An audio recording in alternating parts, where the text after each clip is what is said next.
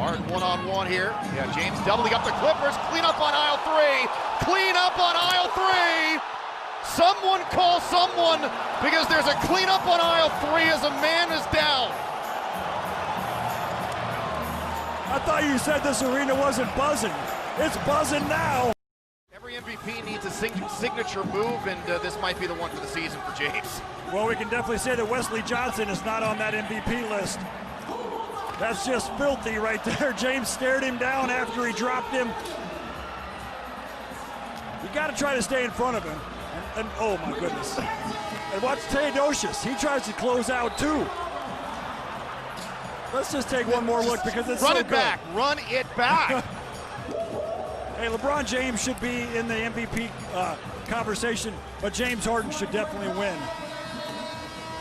Yeah, it is his. Kumpo going to try and back down. Oh, and he hit Harden in the head. From one MVP to another, Ilyasova, just the way they drew it up. You're right, Coach. That was coming in at about 90. Unintentional, of course. I thought Giannis was away by Barnes. Iguodala ahead to Curry. Shumpert in pursuit. Blocked by James. Rejects it out of bounds. Good hustle defensively. How many times we've seen this play, the chase down blocked by LeBron.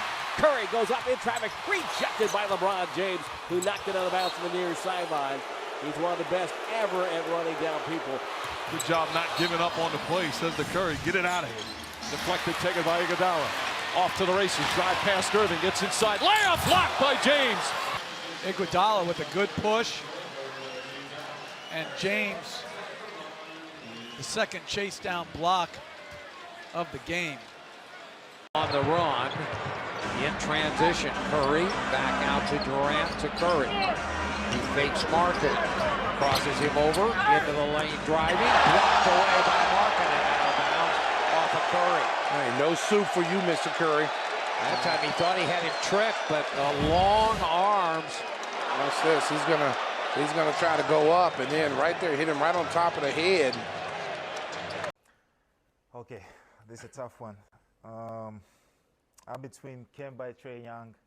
Wait, you don't want the dribbler? I want somebody that's gonna pass the ball. That's what I want. So I'm gonna go with crossover killer, step back master, Kemba Walker. James Harden was guarding. That's who we thought we're gonna have an opportunity to score on. And obviously you can. Dillon Brooks caps off his terrific night. 27 points for Brooks. Yep, season high has been 31. At 22 at the half, did Brooks. Let's turn it over. And then Payton and Crowder, have to be separated. Morris shoves somebody as well. Valanciunas getting in the way. Payton, I think, objected to the game being over. And Crowder going for the steal. There's Taylor Jenkins telling his guys to go to the bench. Payton has to be held back. The Knicks security doing a good job holding him back now. Mike Miller trying to calm down Payton. And as the frustration is boiled over here for the Knicks. Damian Dotson is upset. It doesn't appear any player from either team left the bench, which is always a concern because that's an automatic suspension. But you mentioned Randall ran in and shoved people. He wasn't there. So there would be some fines handed out, folks. Yeah, especially if somebody comes in and accelerates the altercation, that's usually means a suspension. Kudos to the security board. Those guys were there in the flesh. No question, they pounced. And I think what happened, you'll have to see the replay again. Oh, see, that's a flagrant foul. And I think what Payton was upset with was that the game's, it's an 18-point game. There's 48 seconds to go, and you're stealing a ball in the inbounds. It's Taylor Jenkins trying to tell Randall to calm down. The one thing you have to be careful of in all these, as Randall was furious is you shouldn't, if you're a coach on another team, when you start trying to push back players on the other team. All right, so here's the play that started it. Game is over, and Crowder does that. So, you know, that's one of those unwritten rules that players get upset with. And that's what Payton was upset with, as if to say. But I don't agree with that, Mike. You're playing the game, man. Right. You got to finish. Meanwhile, there's two Grizzlies that left the bench. If you don't want this to happen, play ball. Right. Exactly, Clyde. I couldn't agree. I'm just saying that's what Payton objected to. It's kind of an old-fashioned unwritten rule, but you know what? Inbound the ball the right way and catch it. And right. Play the game. Still 48 seconds. Fouls to give, both in the penalty. Under 2 to play. Harden step back, puts up the 3, got hit, shot's good, and one. James Harden double team and a chance for a 4-point play. And neither team fouls to give, both in the penalty. Under 2 to play. Harden step back, puts up the 3, got hit, shot's good, and one. James Harden double team and a chance for a 4-point play. He just looked at the crowd and said, wow. Like he is in awe of himself at this point. Don't reach, because he's going to preach. And then you're forced to close out. And one. Wow. He should have just said, I am a bad man, and I got this game on lock. Beverly with his 6th foul, fouls out. And Harden with a chance to put. And the Hawks started to pour it on here, up by 16. And a foul coming, and now Ariza and Trae Young starting to have words.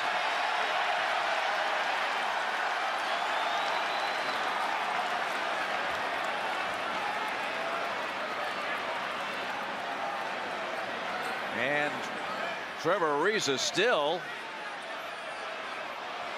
involved with Trae, and now security comes out and they're going to separate the two clubs. There's going to be a video review here, and let's see what happened on the sideline. The previous play is under review. Yeah, he tried to go through his legs, and Ariza didn't care for that at all.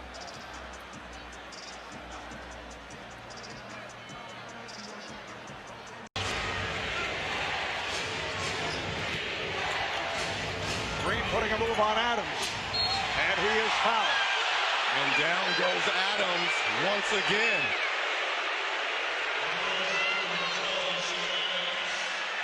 He's been living on the floor throughout the first 3 games of this Western Conference Finals.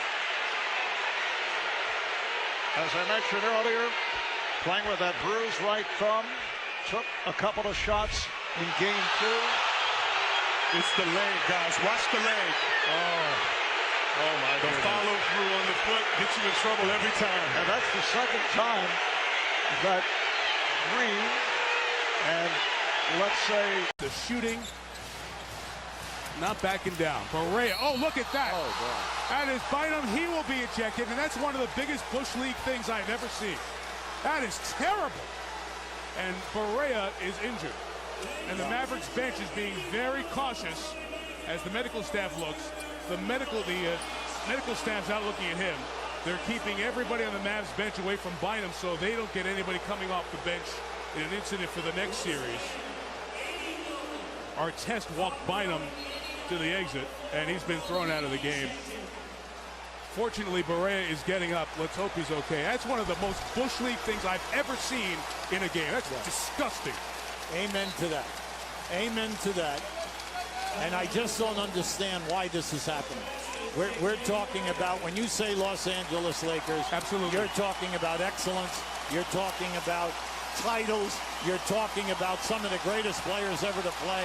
And for this game to end in this manner is a disgrace. It's an embarrassment to the Buss family. Playing against. So are you saying Marjanovic knew what he was doing there? No. Okay. Because you don't see a steady. Because you don't see a steady dial of it. How about that? That was Harlem Globetrotter-esque. I mean, think about this. Anthony Davis is 7 feet tall, and He can't even jump and knock the ball out of Marjanovic's hand.